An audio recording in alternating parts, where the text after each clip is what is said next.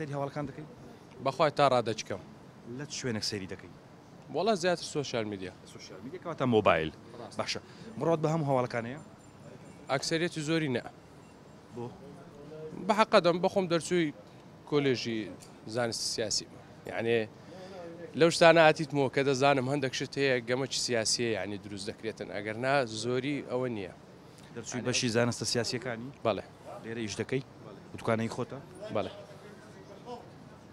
دەرچووی کۆلێژی زانستە سیاسیەکان ئێستا دوکاندارە و جلکی منداڵان دەفرۆشێت. چۆنەوە بۆم باسکەوە؟ طبعاً بێ پلانی حکوومەت دەگەینێتنەوە شتێ.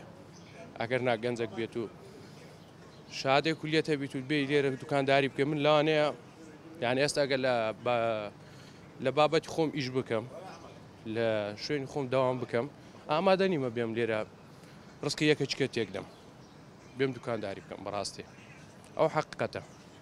بەداخەوە یعنی بەڕاستی پێم ناخۆش بکە گوێم لەوە دەرچووی کۆلێژی زانستە سیاسیەکانی بەڵام بەرحاڵ کاسبی شانازیە قەبینەوە سەر بابەتەکەی خۆمان وتت من دەرچوویەوە بەشەم ینی هەمیشە قسەی تۆ دەبێت جیاوازتر بێت کە خەڵکەکی ئاسایی کە ڕەنگە هەر نەشی خوێن دەبێت قسەت چیە لەسەرەوە بووم باس هەواڵەکان چییە؟ ئامانج لە بڵاوکردنەوەی هەموو هەواڵە ناخۆشە و زۆر جار هەندێک ناوەندن بەتایبەت لە سوشیال میدیا کەناڵی فەرمینین ینی پیجێکە دووسێ کەس ئیشی پیجەکە دەکاتن وا دەکەن کە دڵ ڕاوچێ لە ناو کۆمەلگای ئێمە بڵاو دەکەنەوە ئامان چیە لەوە؟